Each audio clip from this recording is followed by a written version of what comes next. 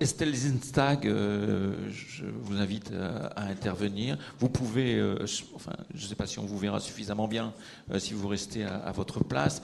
Je rappelle que vous êtes chercheuse et membre associé en Écosse au Centre de criminologie et de justice de l'Université de Glasgow. J'ai découvert hier soir en dînant que vous étiez franco-suisse, que vous avez travaillé en Belgique, en Irlande, en Écosse et que votre mari était grec. Ça donne en fait un panel européen relativement large et vous allez intervenir sur les apports internationaux en matière de justice restaurative. Je vous remercie. Vous avez une demi-heure d'intervention.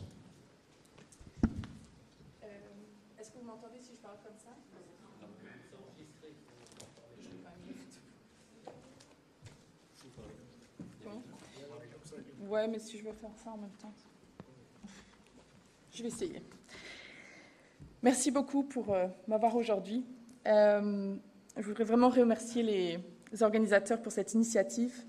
Je viens avec 3 casquettes. Vous en avez présenté plusieurs. Je vais juste encore montrer. Je viens aussi en tant que... je dirige la revue scientifique qui s'appelle Restorative Justice. Donc, à travers ça, j'ai quand même aussi beaucoup d'expérience par rapport à tout ce qui se passe au niveau mondial sur la justice restaurative. Je voudrais vraiment inviter toute personne qui a envie d'écrire, de nous envoyer des textes.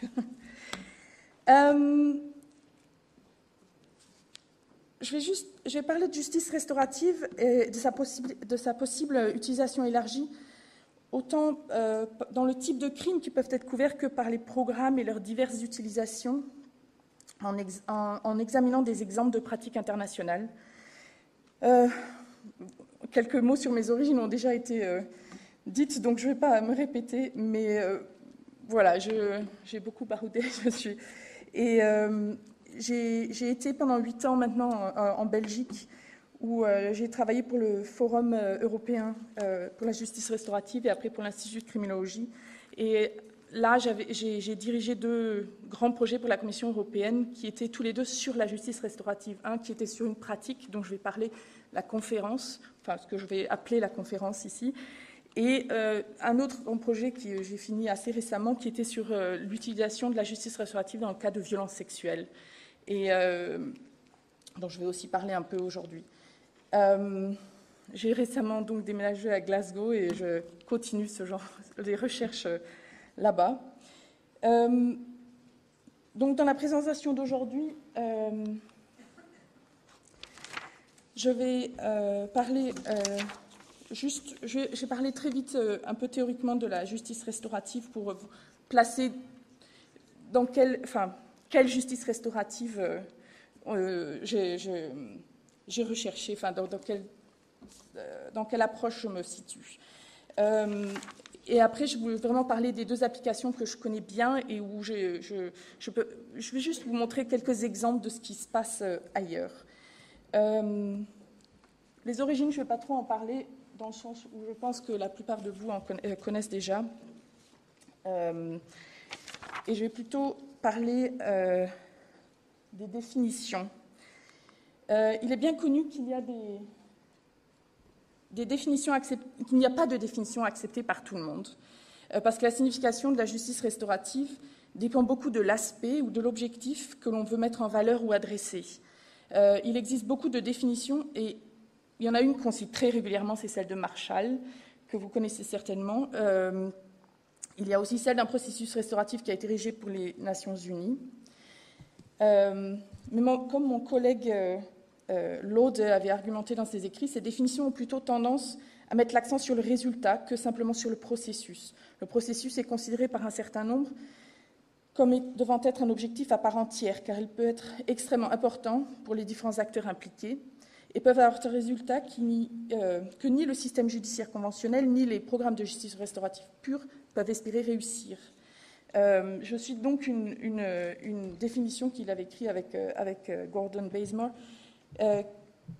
qui est donc dans cette ligne. La justice restaurative est toute action qui est prioritairement orientée vers rendre justice en réparant les préjudices causés par un crime. Et avec cette définition, on rentre un peu dans le débat des maximalistes contre les puristes. Pour ma présentation d'aujourd'hui et ma recherche en général, je suis tout à fait dans une logique maximaliste. Pour beaucoup de crimes ou d'approches restauratives, la justice restaurative pure n'aurait pas que peu de résultats, et en tout cas pas à eux seuls. Par exemple, pour les violences sexuelles, la justice restaurative est le plus souvent accompagnée d'autres interventions, qu'elles soient judiciaires, psychosociales, etc. Par contre, adapter des approches restauratives aux besoins des acteurs, des personnes impliquées, peut en soi avoir beaucoup plus d'impact sur eux. Il y a bien sûr d'autres débats, comme les bienfaits et les problèmes ou les dangers que peuvent engendrer l'institutionnalisation de la justice restaurative contre le développement d'initiatives plus communautaires ou locales. C'est tout le débat entre les stratégies descendantes et les ascendantes. Il y a aussi les débats sur quel est le meilleur moment pour initier un programme restauratif, qu'il soit pré-sententiel ou post-sententiel, ou complètement dehors du système judiciaire traditionnel, ou par exemple l'implication de la police dans les programmes. Et ce débat a bien sûr aussi toute son importance dans les cas des violences sexuelles. Je vous laisse regarder les autres débats. Je vous avais mis une... Oula, on ne le voit pas très bien. Mais, le schéma que Ted Vartel a développé, qui montre assez bien où on se situe, dans le sens où c'est un triptyque, et normalement une justice restaurative traditionnelle aurait vraiment les trois. Dans les recherches que j'ai faites, j'ai réalisé que beaucoup de programmes en utilisent au moins deux, et donc sont mostly restorative, comme ils l'appellent ici. C'est toujours encore restauratif dans le sens où ça suit une logique ou une philosophie restaurative, mais ça ne remplit pas toutes les cases. C'est quand même encore restauratif, en tout cas pour moi et pour mes collègues chercheurs. Juste quelques lignes encore sur les différentes pratiques donc, qu'on appelle pures et après celles plus alternatives et élargies sur lesquelles on a travaillé. Donc, je vous laisse regarder ça. J'avais là aussi, c'est petit, c'est écrit en petit, mais voilà, en gros, si vous connaissez, c'est les différences principales entre les différentes pratiques plus ou moins pures. Et en gros, les conférences sont vraiment de type familial, donc c'est-à-dire les médiateurs sont vraiment entre la victime, l'infracteur et le médiateur, alors que la conférence, normalement, inclut des personnes de soutien, inclut des personnes représentant la société. Et les cercles sont dans cette même logique que les conférences, sauf qu'il y a vraiment une méthodologie différente. Voilà, c'est en grand résumé. Donc, je vais parler aujourd'hui plus en détail des conférences qui, en France, si j'ai lu le livre de M. Cario, c'est les conférences du groupe familial, ou en Belgique, on appelle ça les concertations restauratrices en groupe, si j'ai bien compris. Je vais mettre tout ça sous le terme générique de conférence. Mais sous le terme conférence, il y a bien sûr beaucoup de différentes pratiques. Certaines formes, par exemple, de conférences suivent un scénario bien précis, alors que d'autres non. J'ai un petit tableau après pour vous montrer les différences principales. Mais bien sûr, en plus des conférences de type familial, il y a aussi des conférences, par exemple, dans les écoles. C'est possible dans le cas de protection des enfants, dans le cas des disputes de voisinage, sur les lieux de travail. Enfin, il y a vraiment toutes sortes de conférences. Je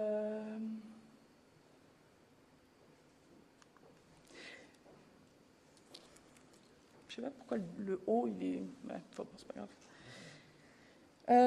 Quelques discussions autour des conférences.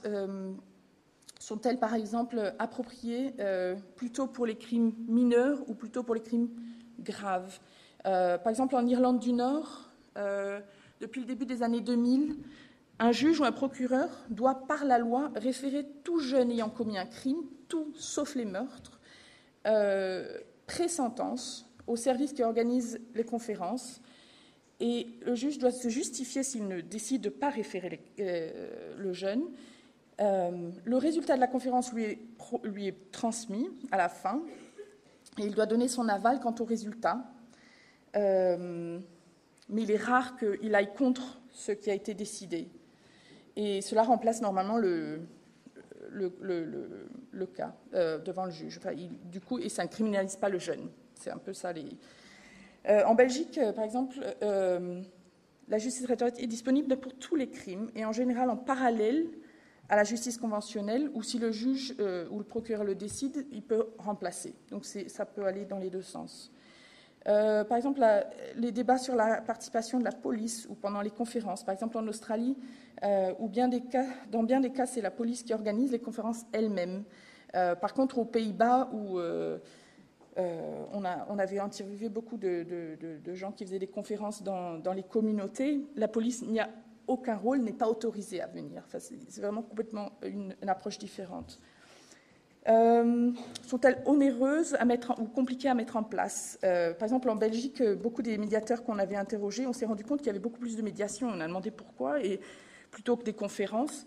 Et on nous a dit juste que les conférences étaient plus compliquées et vraiment plus chères à mettre en place. Et donc, ils préféraient aller plus vite et c'était plus simple de faire des médiations. Alors qu'en Irlande du Nord, on nous a montré sur le papier qu'une conférence coûte, en gros, en moyenne 2 fois moins que si le cas va devant la cour.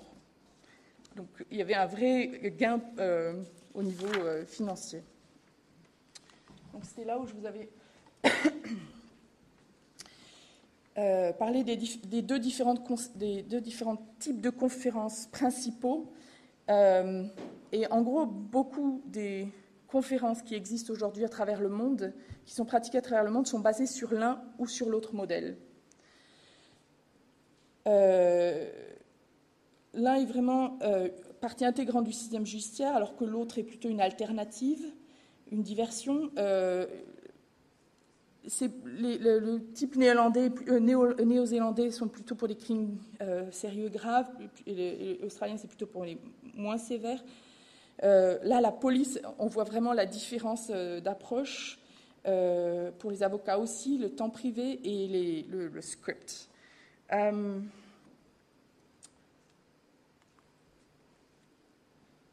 Pour le projet sur les conférences que j'avais dirigé, on a utilisé diverses méthodes pour collecter des données. Et entre autres, on avait envoyé un questionnaire très long à un nombre d'organisations où on savait qu'ils faisaient des conférences. Et donc, je vais juste vous montrer quelques résultats de ce questionnaire qui nous était revenu.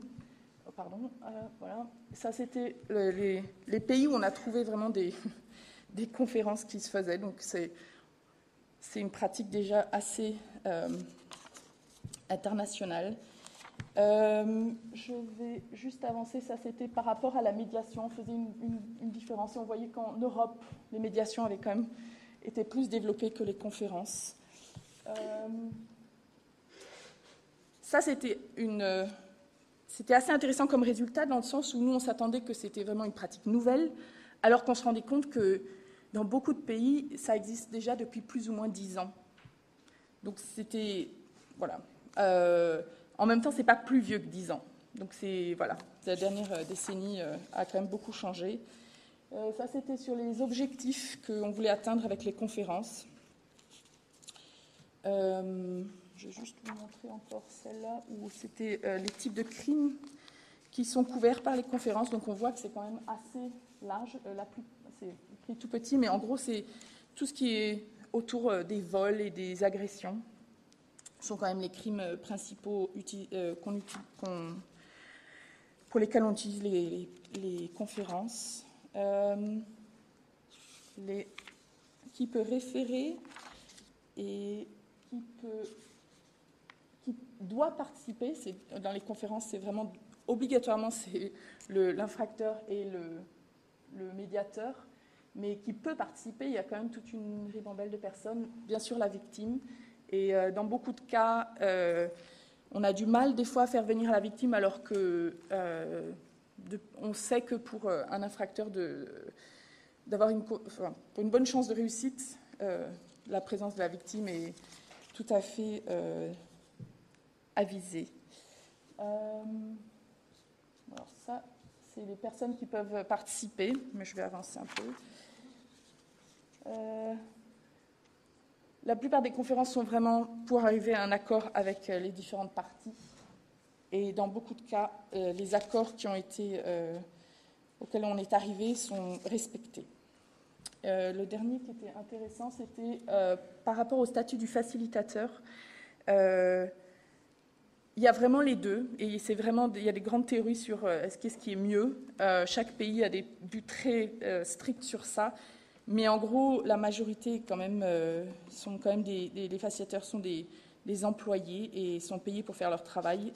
Ça, c'était par exemple en Nouvelle-Zélande, en Belgique ou en Irlande du Nord. Par contre, en Norvège et aux Pays-Bas, c'est des volontaires qui font ça à côté de leur activité professionnelle régulière. Donc, pour conclure sur les conférences, on avait étudié beaucoup de pratiques et de pays, et le choix des pays s'est avéré intéressant car il nous a montré que le développement des conférences ne dépend pas des systèmes politiques ou des traditions culturelles, mais plutôt qu'il peut très bien s'y adapter.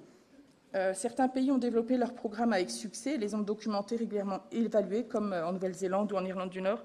Il y a des pays où ils se sont intéressés, franchement, les premières initiatives ont été louées internationalement, mais l'enthousiasme de départ s'est assez vite tassé et les programmes ont été arrêtés ou réduits. Et dans cette catégorie-là, nous, on avait mis l'Australie, les États-Unis, le Canada et l'Angleterre.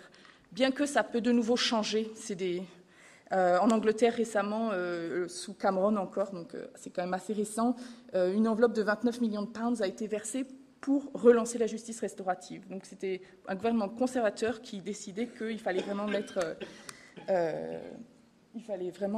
développer ça.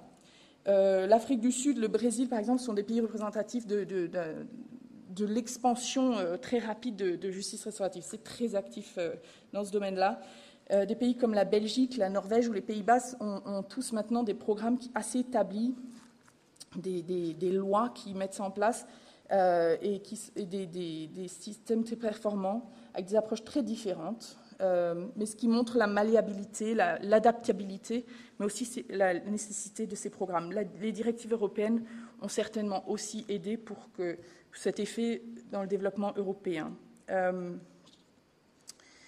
Je vais juste parler un petit peu sur le projet sur les violences sexuelles. Ce qu'on s'était rendu compte dans notre projet sur les conférences, c'était le fait que, bien qu'il y ait beaucoup de professionnels qui avaient des doutes sur le fait qu'on pouvait utiliser la justice restaurative dans des crimes aussi difficiles, disons, la pratique est beaucoup plus avancée. Ça existe déjà, et comme vous allez voir, ça existe déjà depuis longtemps.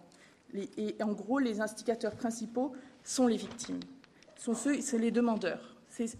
Dans beaucoup de cas, c'est eux qui disent « mais j'ai besoin de réponses, j'ai besoin de savoir pourquoi, comment, etc. » Et jusqu'à il n'y a pas longtemps, on ne les écoutait pas assez. Les objectifs principaux sont je ne sais pas si l'empowerment, donc je ne sais pas si on dit autonomisation ou l'émancipation, mais aussi la reconnaissance du tort qu'ils ou elles ont été causé par les infracteurs ou les agresseurs, de restructurer l'équilibre des relations et que d'autres témoignent de ce qui est arrivé pour recontextualiser le préjudice.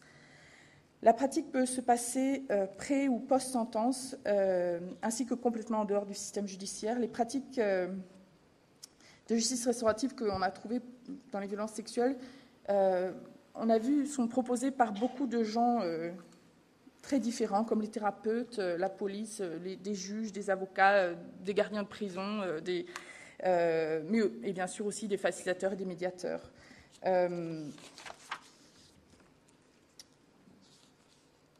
Je vais passer un peu sur là et la réponse, comme je l'avais déjà dit, la réponse conventionnelle pour ce type de crime est au mieux pas suffisante et rarement adaptée aux besoins de la victime. Ce que j'expliquais que ce qui est normal vu de que l'objectif de punir, dans la réponse conventionnelle, le but c'est de punir l'agresseur, mais la victime a très peu de voix. Et très peu de voix, et ça, voilà, oui, c'était j'avais vu ça en mai dans Le Monde, et je trouvais ça assez intéressant, juste pour avoir une idée fixe de ce que ça veut dire. Il y a très peu de victimes qui peuvent même parler de ce qui leur est arrivé, ou encore moins voir leur agresseur puni pour ce qu'il leur a fait.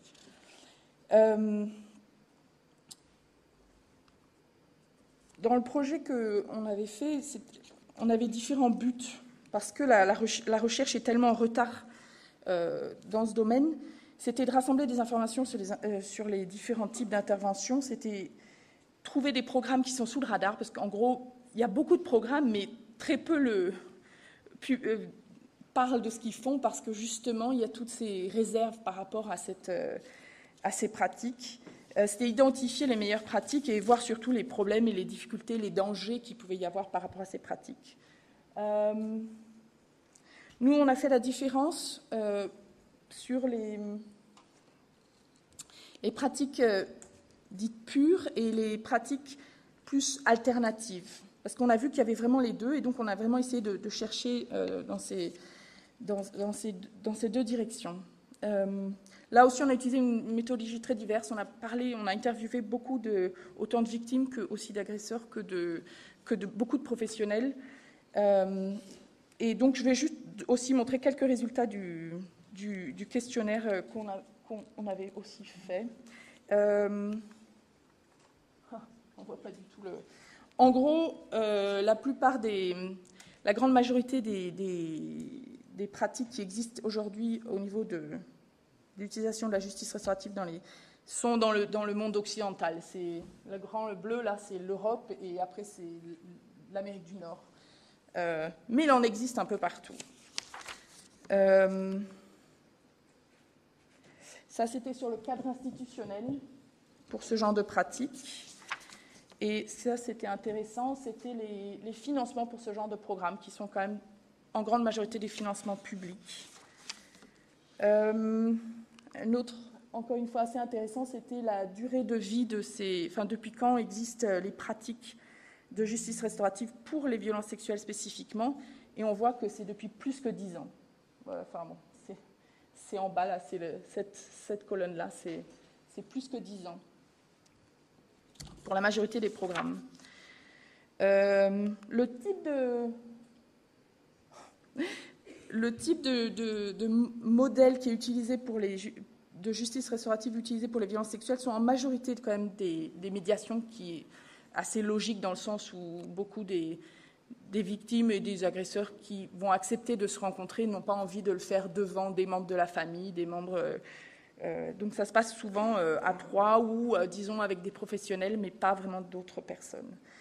Mais on voit qu'il y a quand même toutes sortes, parce que la colonne bleue, là, c'est donc les médiations, mais après, il y a les conférences, il y a les COSA, qui sont pour les agresseurs spécifiquement, les dialogues entre les victimes mais il y a aussi, par exemple, la thérapie qui est utilisée là, mais qui est une thérapie de groupe.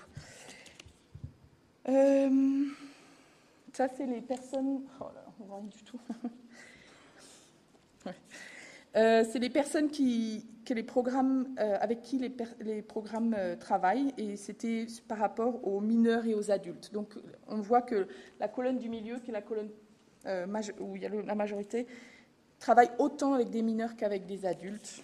Et ça, c'était la même chose, mais si c'était travailler plutôt avec des victimes ou plutôt avec des agresseurs. Et la colonne la plus haute, ils travaillent avec les deux. Là, c'était le type de crime couvert. Donc, dans les violences sexuelles, bien sûr, ça recouvre quand même toute une variété de crimes. Et ce qu'on se rend compte, c'est que la colonne la plus haute, c'est les viols. C'est les crimes les plus graves dans les violences sexuelles, dans le sens où on va je sais pas comment, enfin, je connais ça surtout la terminologie en anglais, mais c'est de harassment, je sais pas comment on dit, mais du harcèlement, voilà. Où il y en a aussi, mais c'est la colonne la plus basse. Donc en gros, c'est plus le crime est grave, plus il y avait une demande et une attente de pouvoir en parler. Ça, c'était... Non, là, ça.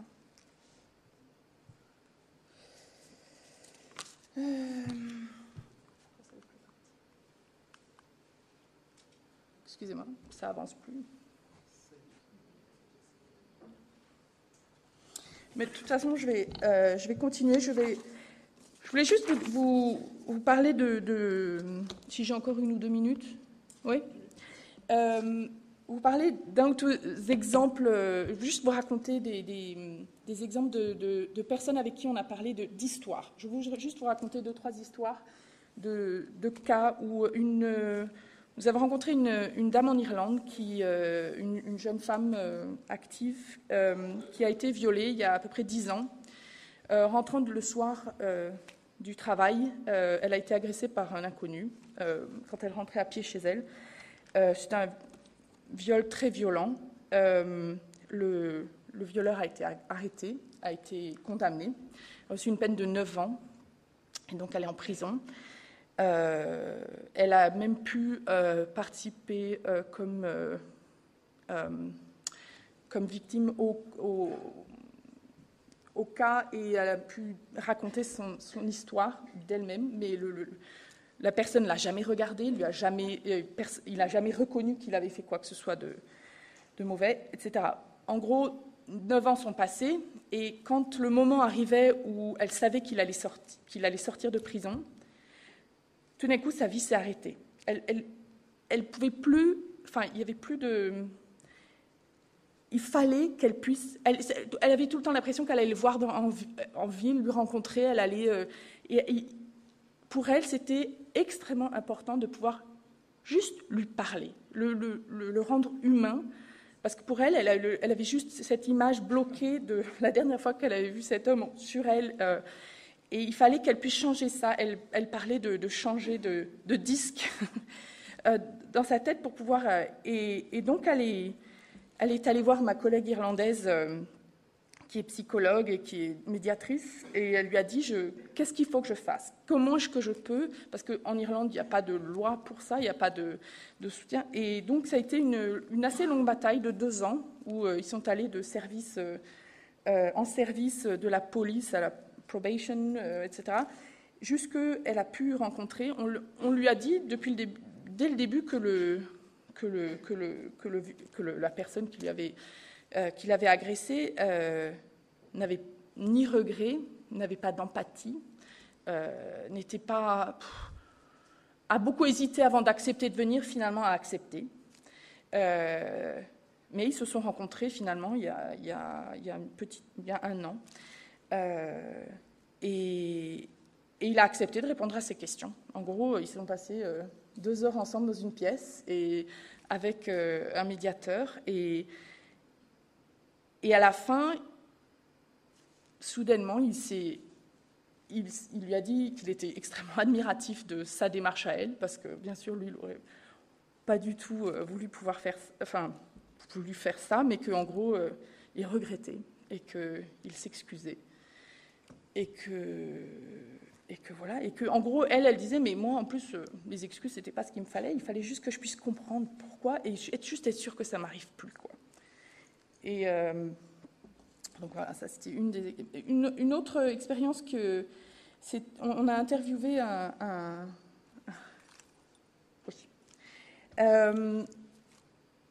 monsieur aux Pays-Bas qui avait été agressé sexuellement par un prêtre alors qu'il était au séminaire, mais il avait moins de 10 ans, par un prêtre.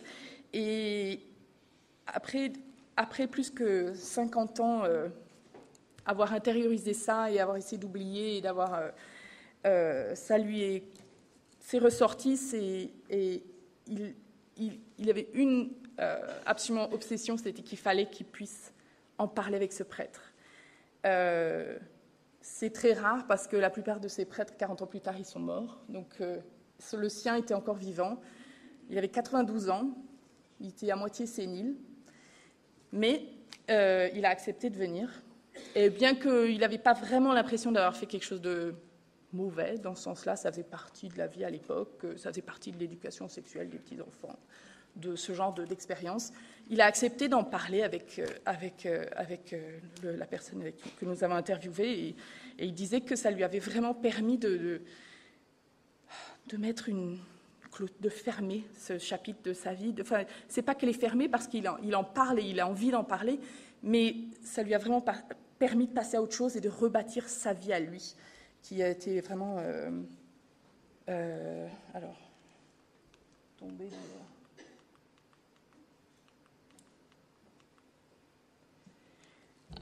dans... quelques conclusions par rapport